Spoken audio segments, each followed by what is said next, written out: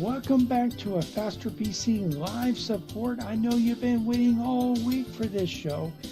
Well, you don't have to wait any longer. Get excited. This time, this is exciting. We're actually going to be helping people resolve their computer problems. We may help you resolve your computer problems. So give us a call, 772-340-1590, 772-340-1590. Or you can head over to our Facebook or YouTube video. Either go to Facebook, search for a Faster PC. We have almost 23,000 likes. Go to YouTube. YouTube channel is kind of new, and we don't have as many likes over there, but get over there and you can watch the show there as well. Or you can head to our website at fasterpc.com. We have links to both our Facebook page and our YouTube channel where you can watch this show in its entirety. And you know what? If you're driving down the road, you're doing other things, you're not able to watch right now, you'll be able to watch the show in its entirety at your convenience after the show is over. So, but if you have a computer question, if you have a computer problem, if something's not working, now is your chance to get your problem solved for free. Give us a call, 772-340-1590, and let's see whether we can help you on this show resolve your computer problem. Also, we do have technicians that are standing by in the shop ready to resolve computer problems, and we'll be there today until 2, but you don't have to wait until then. Remember, computer problems? You need a Faster PC. Yes, you do, and we are back ready to answer your questions. Hey, I know it's been a long wait, but we're here. We're ready, and we want to help you with your computer questions, with your computer problems. This is your first chance this year to get your computer questions and technology questions solved, and we're here ready to help you out. And we are going right to the lines here. We have David on the line. Welcome to a Faster PC live technical support, David. How can we help you today? Yeah, got a couple issues that have come up lately. One has to do with my photo editing software. Okay. Getting messages like, you don't have authority to, do whatever I'm trying to do. Contact the administrator, and then I get a code, which I can give you the exact code. It doesn't even allow me to rename an image. Wow. Okay. So yeah, one thing you're going to want to look for is first of all, let me switch over to a full screen and just go through some steps. Now, do you have Windows 10 or Windows 11 on your computer? 10. I have Windows 10, which your people installed for me. Yes. So what you're going to want to do, the steps are going to be maybe quite slightly different, but you're going to want to click on the Start button here. On Windows 10, it's going to be in the lower left-hand corner, unless you've moved your taskbar. But with Windows 11, it's closer to the center. I'm on Windows 11 right now.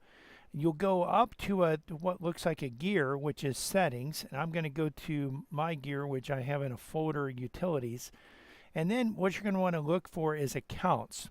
So you're going to click on Accounts, and then you're going to want to look and see. You see that my account is an administrator. I actually should change that to a local user, just a standard user, and I probably will at some point do that, just to help protect, protect against infections and cyber attacks, because the idea, it's best if you do not have administrator rights and you have another user that has administrator rights. You just log in when you need to make changes. But if you are administrator, most end users are administrators. If you are an administrator, you really shouldn't be seeing that message. If you're not an administrator, you want to see what other usernames you have on the computer, because you might have more than one, or maybe you have another user that has rights to files, and the file settings have been changed. So we'll go over that here in just a second, but you want to scroll down just a little bit, and you want to look for other users or family. So you might have a user under family, you might have an other user, and then just look and see if you have any other users. And I don't have any other users on this computer right now. Again, I probably will set up another user, make them the admin, and then lower my user account to a standard user. And again, the reason for that is if I can't launch a program without admin rights, then if I'm tricked into clicking on a link that would attempt to launch, that link would not, that would have malicious code. That link would not be able to actually run. So that's really the what we'd be looking at accomplishing there. Now, what I'm going to do though is we're going to want to actually click on the File Explorer, and that you're going to see what looks like a file down in the lower, like a manila file on the taskbar, and it looks kind of like it's in a file holder. You can also hold down the Windows key on your keyboard. That's the key that looks like a 4-pane window. It's to the left of the left Alt key on most keyboards, although I have seen it on the right side on some keyboards. On most keyboards it has the Windows logo, which with Windows 10 and 11 looks like, well, in Windows 11 it looks like a 4-pane window. Windows 10, it's a 4-pane window that's at an angle. Windows 7, if your computer came out when Windows 7 was out, you may actually have what looks like a 4-pane window that's in the shape of a flag. So it's like a 4-pane window that's printed onto a flag, and then it's kind of waving in the wind. But anyway, you're going to want to look for those files. Where are those files that you're trying to open? And then we'll just go and say that they're on the C drive, and then the users folder, and then your username. And you see, I actually have moved my profile files over to another folder. But let's just say I'm just going to call this My Documents, and let's just say that this is I'm just going to call this My Docs. Actually, let's just say that this was my document folder. So what you can do to look at the settings or the security of this, you can right click, go down to Properties, and left click. So I'm right clicking on this folder, and let's say this was my Documents folder. In my Documents folder, even though you see a Documents folder up here, that's actually not my Documents folder. My Documents folder is actually in OneDrive, which is Microsoft's cloud storage. But again, you're navigating to the location of these files. You're going to right click on the folder, go down to Properties and left click, and then click on the Security tab. So from the Security tab, you can then click on Advanced. And this will give you an opportunity to look at this. You can disable inheritance if you want to or need to. You can look at the owner. If your username is an administrator, and you are the owner, or you're not the owner, you can make yourself the owner just by clicking Change and then selecting your user account, and you actually will have an opportunity to reset the ownership of all of the files in that folder and all of the folders in that folder. You may need to close that out and close out the security settings and reopen them. And you also have an opportunity to select your username and to click on your username. Mine actually has full rights here, and I actually can't change it because the inheritance is enabled, but I can click on Disable Inheritance. It's going to then ask me whether I want to convert inherent permissions into explicit permissions on this object or remove all inherent permissions. So if I remove them, then I'll have to re-add things, and it's really easier just to say convert. In some operating systems, it may say to add, as opposed to remove. And so that would be the option that you would want to go with. You have an option here to replace all child object permissions in entries with inheritable permissions permission entries from this object. So you want to click that, click apply, and click yes. At that point, you should have permission to view those files, to make changes to those files, to edit those files.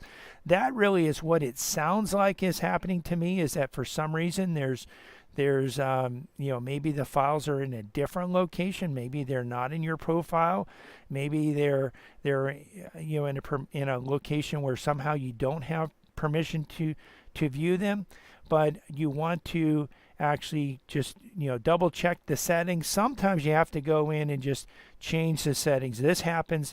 We deal with this on a network level as well, where we're setting up sharing, we're setting up permissions, and sometimes you have to go through and actually reset the permissions and just make sure that a particular user has access to those files.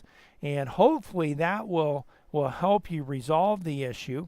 And of course, if it doesn't, maybe you can either get with us throughout the week and we can do a remote session and help you out, or maybe even call back next week with more information, and we could help you out there as well. So hopefully one of those things can actually help you with that, and you can actually resolve that issue and get in there and be able to edit your files. It's important to be able to edit your files and to be able to utilize the data that you have.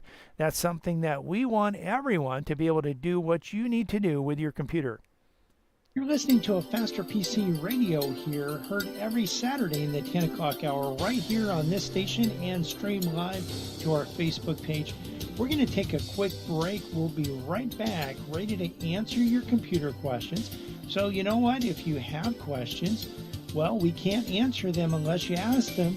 Our number, if you want to have your computer questions answered, is 772-340-5090. 772-340-5090. Also, you can type your questions into the comment section of our live Facebook video that's happening right now over at Facebook. You can go there, search for Faster PC. We have almost 23,000 likes, or you just go to our website, afasterpc.com, click on the link to listen to a Faster PC radio. We're here, we're ready to answer your computer questions, and we'll be right back to do that. Computer problems? You need a Faster PC. From the founding of our company, A Faster PC has provided our customers with quality service and computer products at competitive prices. We find that in the current economy, this is more important than ever. A Faster PC recently conducted a market survey and found that our prices are the least expensive in the area. Some of our competitors charge twice what we charge. Perhaps that's why more customers are turning to A Faster PC. We're helping our customers save money by repairing their computers rather than replacing them. Now, wait a minute. You mean A Faster PC saves customers money? A Faster PC offers the most competitive prices for computer repair in our area. Wait a minute. Technicians that know what they're doing for less than the competition? That's right. A Faster PC can handle anything from software installs, virus, spyware, and malware, and those annoying pop-ups, to QuickBooks, Metisoft, and SoftEnd support, from wireless networks to hardware networks. Computer problems? You need a Faster PC. Conveniently located at 7186 South US 1, Port St. Lucie, and on the web at afasterpc.com. Call 878-5978. Computer problems? You need a Faster PC. This is Brian Longworth, host of A Faster PC Radio, where we answer your computer questions for free every Saturday from 10 to 11 a.m. But it gets even better than that. Now, wait a minute. How could it possibly get any better than that? Yes, Cliff. A Faster PC has technicians standing by every Saturday ready to work on your computer. Wait a minute. Technicians standing by on a Saturday? Well, Cliff, A Faster PC has technicians standing by Monday through Friday for standard and emergency service, both in-shop and on-site. That means you can bring your computer to A Faster PC, or A Faster PC can come to you. And if you need computer service in a hurry, we offer emergency service both in-shop and on-site. We can handle anything from software installs, viruses, spyware, to multi-site VPN networking. Computer problems? You need a Faster PC. A Faster PC, conveniently located at 7186 South US 1, Port St. Lucie, and on the web at afasterpc.com. For more information, call 878-5978. 878-5978. Computer problems? You need a Faster PC.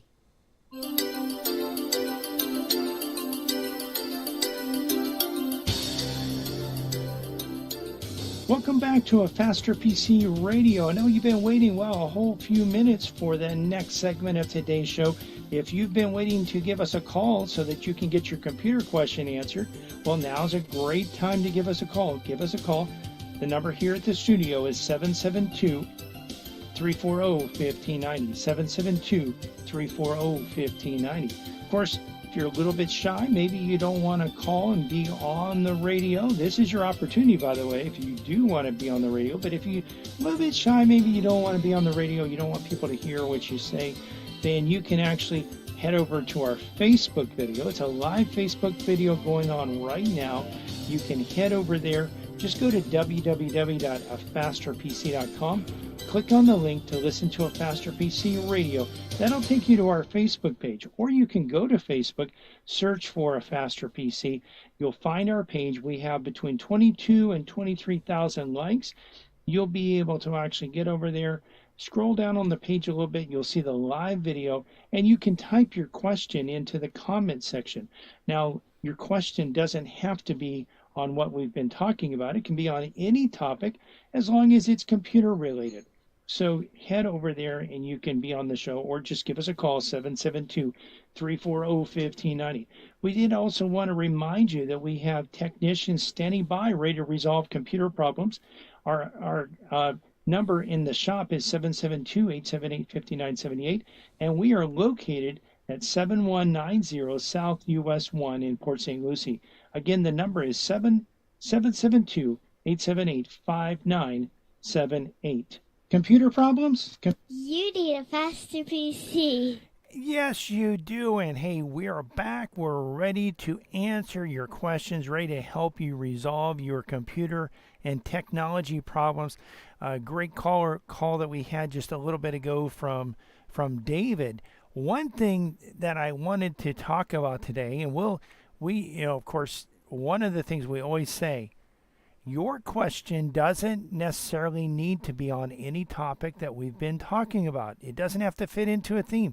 Listen, we have technology that we're going to talk about if you don't call. But if you do have a question, if you have an issue, if you have something that you're wondering about or something that you want to solve, you can take us in a totally different direction.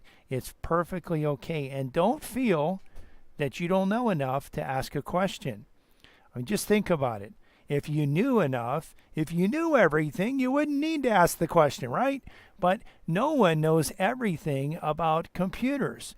It's just such a large and massive field, and there's no one that knows everything about computers. But you can actually learn, and you can know, and you can call up and ask your question. If you don't know how to word it, we'll help you out.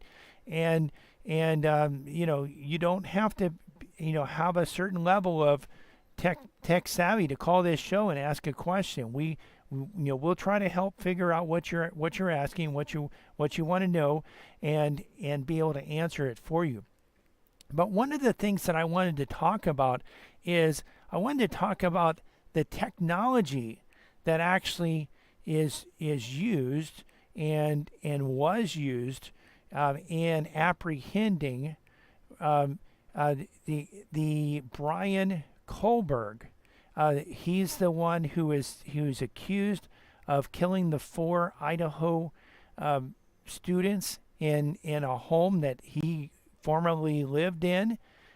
He didn't live in there, recently, but he had rented that home in the past, and so he was very familiar with the home and the layout of the home. But he broke in, and you probably, it's a very gruesome story. Broke in and killed 4 students with a knife. Well, technology, the police and the FBI and the investigators actually used technology to help track him down. And some of the technology they had, just think about it. If you are out there today and you're going to commit a crime, and you at some point during that, while you're pulling up or leaving, at some point, chances are you are going to be on a surveillance video. Surveillance videos cameras are everywhere now. People even have these on their front door with doorbells. And it's something that people even that aren't high-tech people have these and are getting these set up, and they have these, and they can actually see who's at the door. And of course, it also, if you subscribe to the service, and I know when you buy the product, you get a subscription for a year, and then of course Amazon or whoever is providing the camera and providing the service hopes that you will subscribe after that so that they can receive residual income, whether that's monthly or annually. They're hoping that you'll subscribe. But if you do have an active subscription, you can actually view past video as well. Moreover, a lot of businesses and even homeowners now have camera systems that are connected to DVRs, which stands for Digital Video Recorder, that actually are recording motion, and police commonly use these things. It's amazing. Even cars today, a lot of them have cameras, and if you are anywhere near a Tesla, you cannot be anywhere near a Tesla without being on videotape. In fact, if a Tesla's in an accident, there's all kinds of information. They have a lot of cameras, a lot of different angles, and that's all recording, provided that the person that owns the car has a big enough memory card in there for recording the video, and that everything's working properly in that, which we've helped some customers with that to make sure that their cards are formatted properly, and that they can actually record more video as people are coming near their car, or maybe even, like I said, in an accident, or in this case if there's a crime. So you think about a car being in an accident. If you have a Tesla, or maybe even you have, there's technologies in a lot of other vehicles as well, you're going to be able to have video evidence of that. Well, the suspect here in this case was driving a white Elantra that actually is on camera, being near the area, and so that was one of the keys, and one of the portions of technology that was being used by the investigators. Also, again, the murder suspect used a knife and had a sheath with that knife, and that sheath was left in one of the rooms of one of the victims, and that sheath had DNA. And this is interesting. You probably have heard about this happening, and I've even heard jokes. Well, you want to make sure that you don't, if you're going to commit a crime, that you don't, submit your DNA evidence to, your DNA sample to the groups out there that actually, Ancestry.com or whatever. You probably have heard about this. You can go and you can get a kit, and you can pay them money, and you put your DNA, and then they tell you, well, you have, this is in your past. You have, maybe you have some Indian, or you have some Hispanic blood, or you have other types of ancestry. Maybe you have some ancestors that are Russian or African or various other ethnicities and nationalities, and you can actually track that down. Well, the suspect had never done that,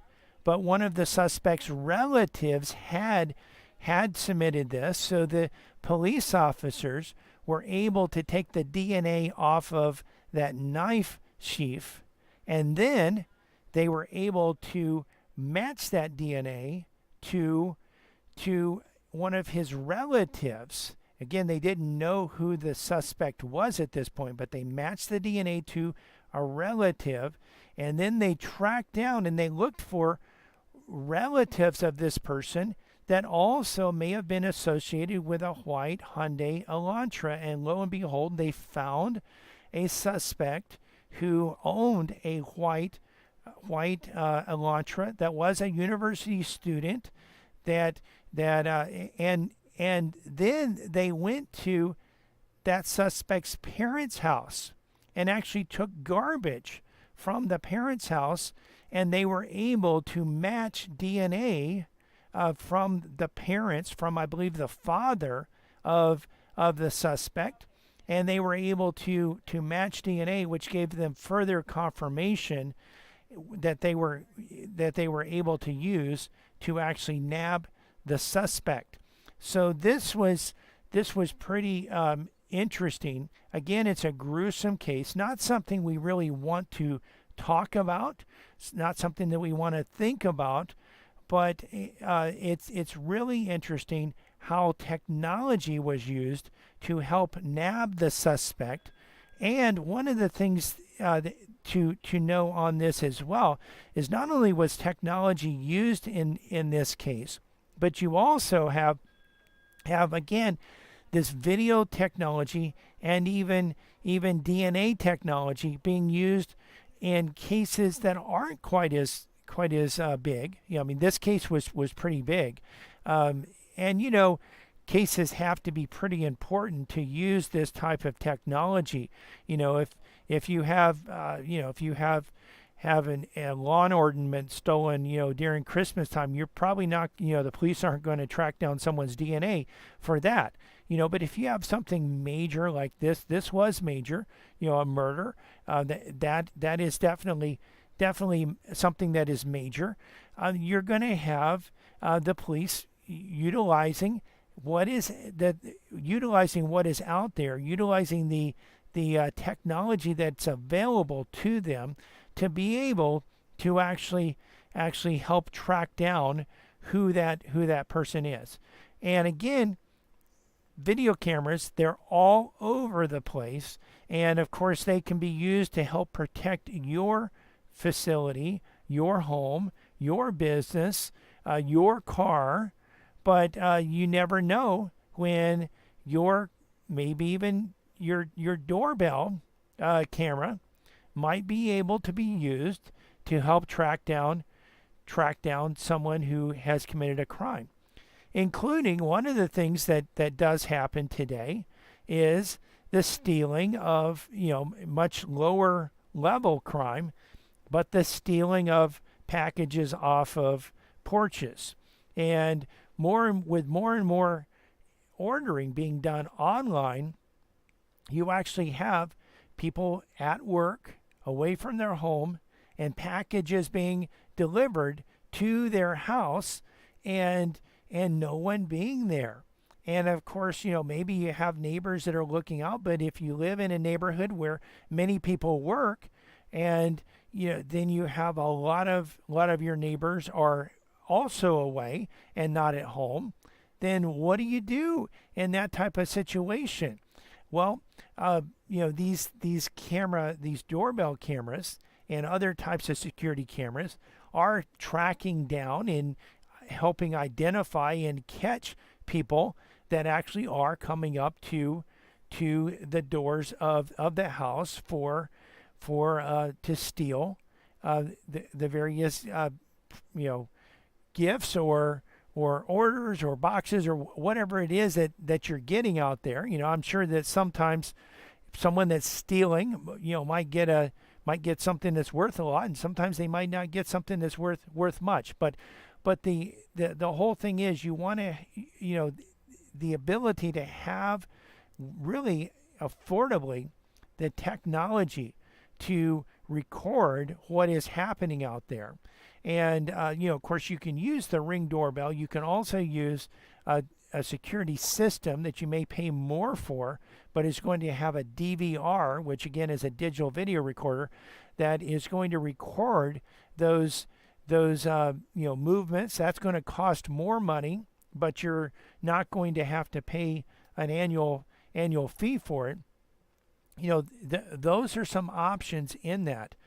Other places where technology comes in with ordering is one of the things that we have found out recently is that a lot of the newer garage door openers, some of the higher end garage door openers actually are coming with smart technology, and they are coming with the ability to connect to the internet.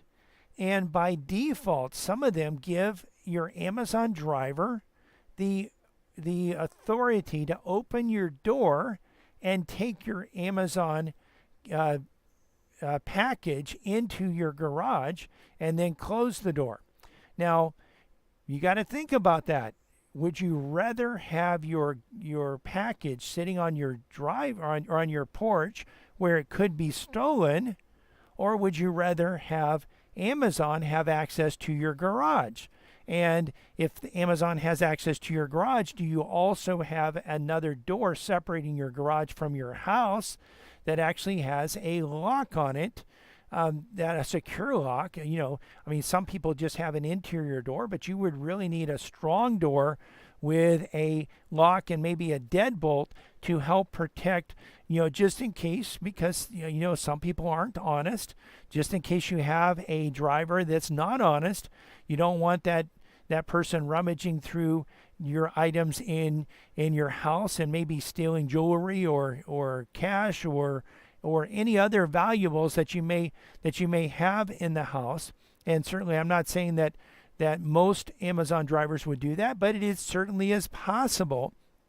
And you have to weigh the advantages and disadvantages. But it's interesting that this technology is built in, and that is something that can be done if you want it to be done.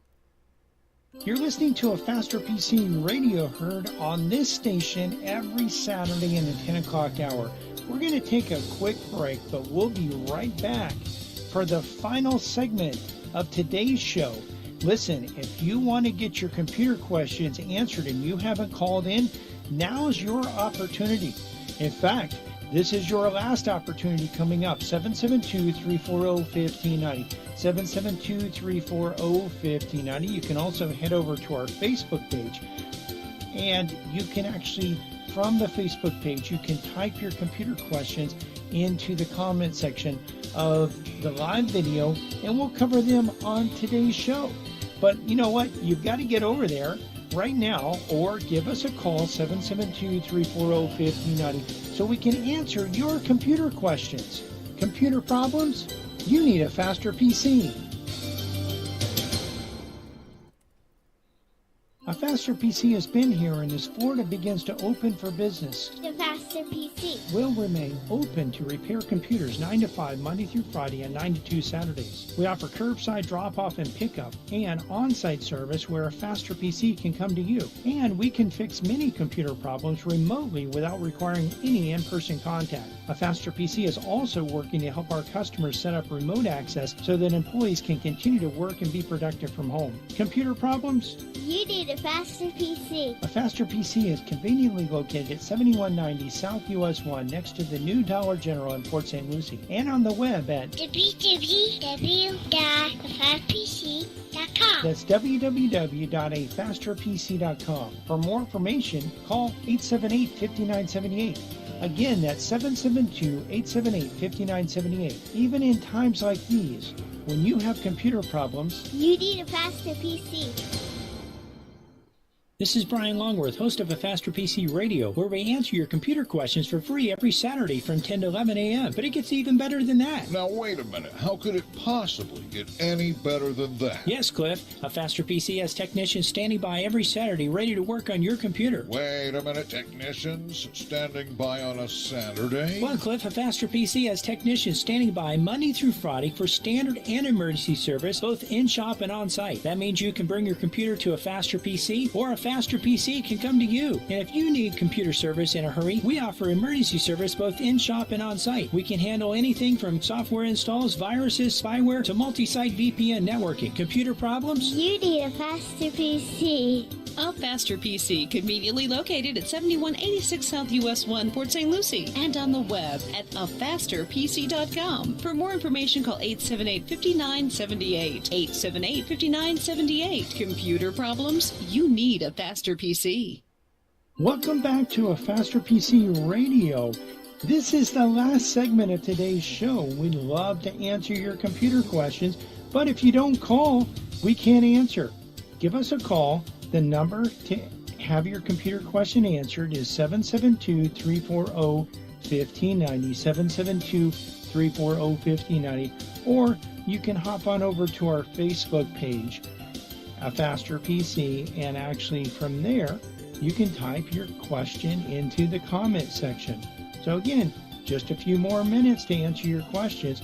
We did want to remind you also that not only can you ask your questions at the Facebook page or by calling 772-340-1590, but you can also watch the video as well. So some of the questions that I'm answering, as I answer those questions, I'll be able actually to show you the steps that you go through to resolve computer problems.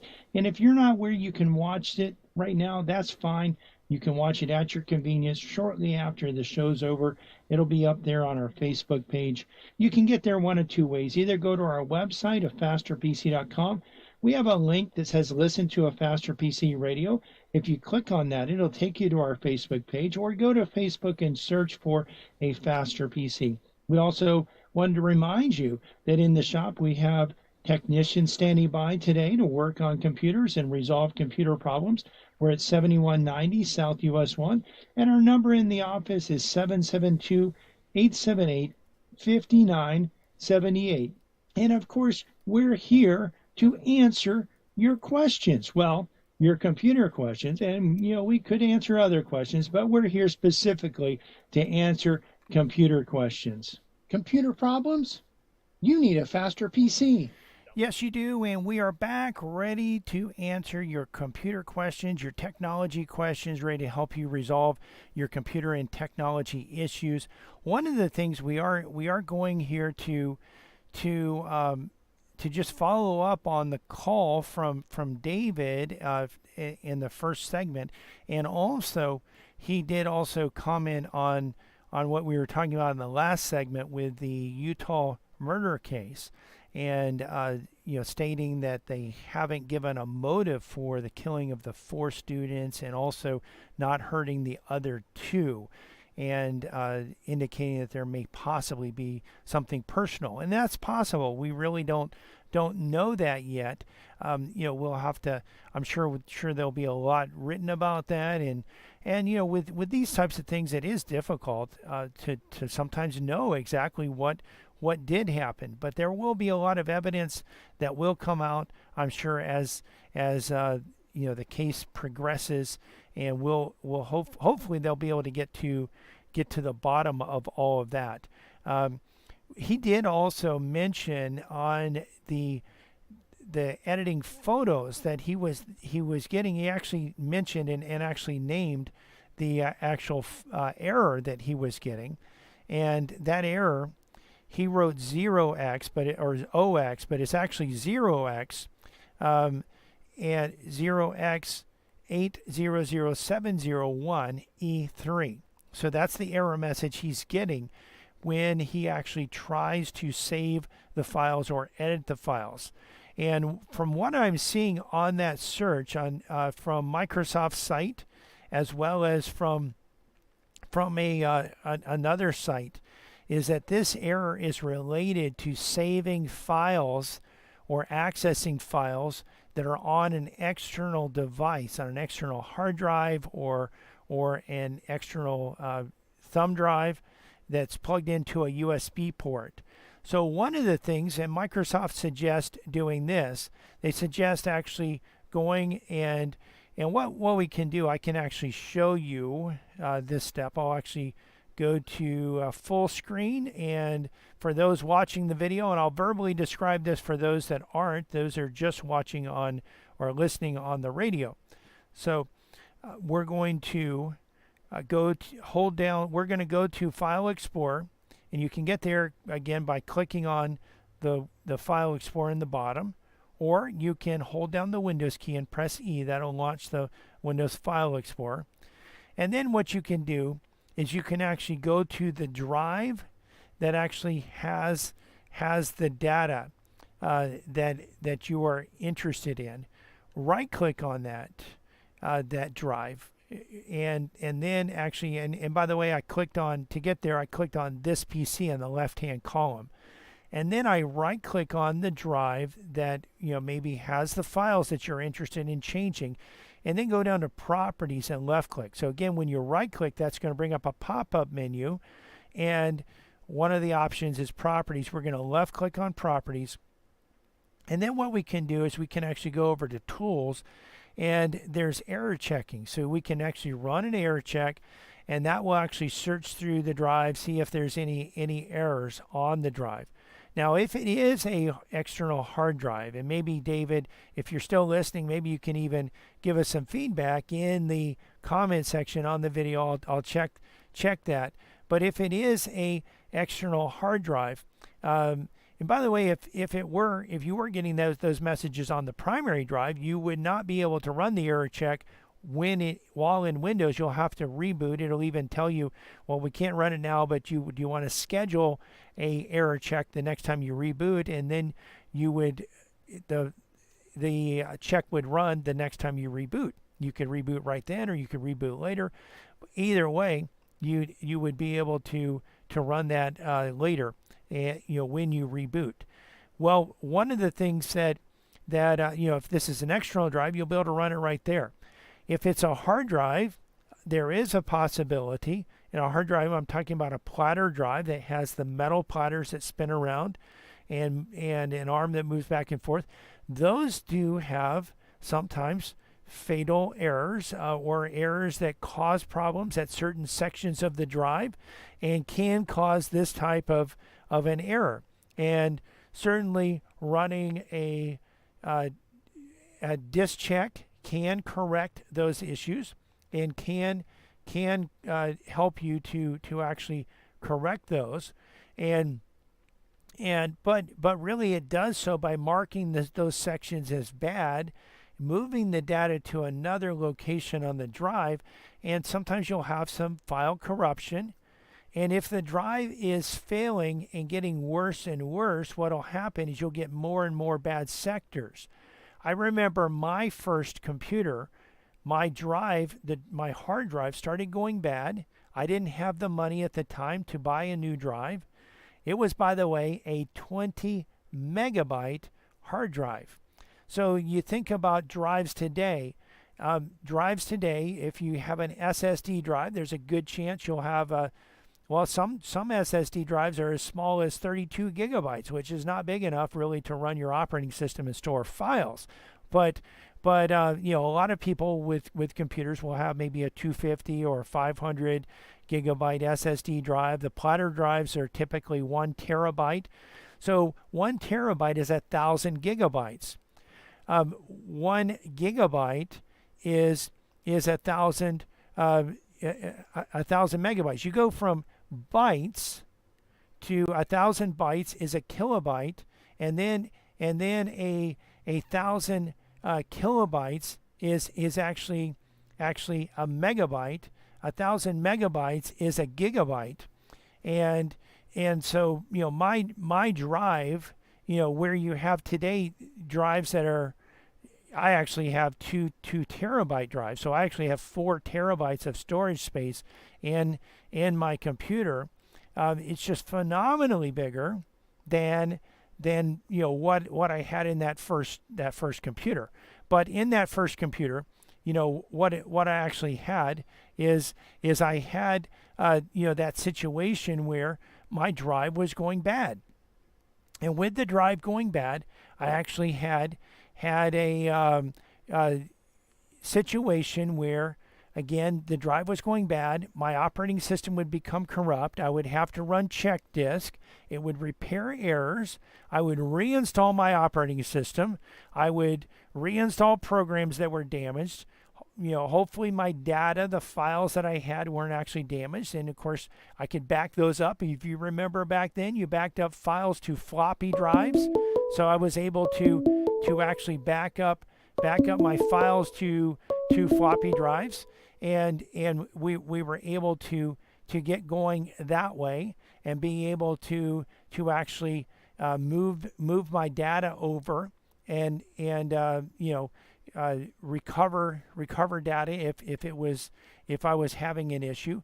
One of the things though that was happening is that this was a repeated problem. I mean, this would happen to me every week or every 2 weeks, and that's why we actually had a customer coming in that came in with a bad drive recently, and she said, well, can I just let it run and repair? Well, it might be successful. I told her that it might be successful, but it's very likely it's going to be something that's going to be a repetitive issue. And by the way, I didn't really know that at that time I was actually learning skills that I would one day be using here at a Faster PC. But it's makes much more sense, especially if you're paying for the labor to be done, to actually replace the drive that's bad if it is a bad drive.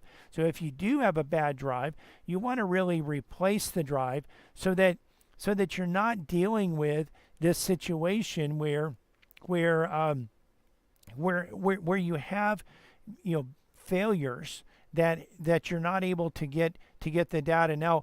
Now Dave is actually replying here, and he says he followed my advice and checked for error messages, and no errors were found on the drive, which is a basic card reader plugged into a USB port. It is possible the USB port to become defective, and he's asking that. So yes, it is possible that the USB port would be defective. It's possible also that the card reader is defective, or that there's a problem with the card. So any of those are possible. One thing you may want to do, if you have enough room on your drive, on your hard drive, one of the things you may want to do is actually get the data copied over to your computer. And the way you can do that, let me switch over to a full screen here. And the way you can do that, what I like to do is just open up a Windows Explorer window, and we're going to resize this by clicking the Restore Down button. And if this doesn't size so that it's taking up half or less of your screen, you can actually change that by going to the top. You get an up and down arrow. You can click and you can move that up or down. You can also do the same on the sides. You get a left and right arrow. You can move that left and right by clicking. When you get the arrows pointing both ways, you can also a lot of times go to the edge and you get a diagonal arrow, and you can actually make it bigger, on taller or shorter or wider or thinner. And so we're going to get two of these windows side by side, and let's say that we're going to go down here on the left hand side, click on this PC on both computers. Let's say that your data that you're wanting that's on this drive is on the E drive. You'll double click on the E drive, navigate to where those files are, find one of the files or maybe all of the files, and then navigate on the other side, on the other Windows Explorer window, to another location where you can actually copy this data. And let's say we want to actually take this file, which is a screenshot of a Faster PC live technical support show, and I'm going to actually right click on it, drag that with my right click button still held down, drag it over to the other window. I'm going to let go. Gives me an option to copy, move, or create a shortcut so you could actually copy it. So that actually moves it over to another location on another drive. You can actually try that, see if you can access the drive. You might be able to access the files and edit the files from there. Hopefully you can if the files aren't corrupt. And that's something that you can do. And then, just double check that card reader, double check the card itself, double check the if the card reader has a separate USB cable, maybe try a different USB cable. You can also try to actually use a different media, or as you mentioned, a different USB port. Sometimes certain devices don't work well in certain USB ports. So those are some ideas that you can actually try, and hopefully you'll be able to get access to this, and you'll be able to get your data fine and be able to edit your files. But anyone listening, if you are having these types of issues with accessing data, or maybe a drive that's going bad, well, that's one of the things that we can do here at A Faster PC. We can actually help you. We can determine whether the drive is bad or not, and if it is bad, we can replace it or replace the component that failed. And we're coming to the end of today's show, but if you've missed any part of this show, or just want to listen to it again or watch it again, because you can do that at our Facebook page and YouTube channel. You can not only hear the show, but also see the show. And when we've described and shown you how to resolve computer problems, you can actually see that and watch it over and over again at our Facebook page or our YouTube channel. You can get there by going to our website, afasterpc.com, and clicking on the links. We're open today until 2 p.m. Monday through Friday, we're open from 9 to 5. And next Saturday, we'll be open from 9 to 2. We want to invite you to listen to our church radio show tomorrow morning at 10 a.m. here on WPSL. The title to tomorrow's sermon is, It's Time for Your Examination, Part 1. You can listen to other sermons on our church website, covenanttabernacle.com, or our church Facebook page, Covenant Tabernacle World Outreach Center. You can find A Faster PC's Facebook page and YouTube channel by searching for A Faster PC on Facebook and YouTube, or by going to our website and clicking on the links. While there, you can actually watch the show, not only hear the show, but also watch the show and see the steps that we go through to actually resolve computer problems. A Faster PC is conveniently located at 7190 South US 1 on the east side of US 1, just north of Rio Mar. We're also on the web at www.afasterpc.com. Again, that's afasterpc.com. And you can reach us at 772-878-5978. Again, 772-878-5978. Computer problems? Don't you know by now you need a faster PC? Happy New Year! At this time of the year, many reflect on the past year, where we are, where God wants us to be, and plan to make changes to help us move closer to the mark God has set for us. This year, ask God to examine you, show you where you need to change, and help you make those changes. May 2023 be your best year yet.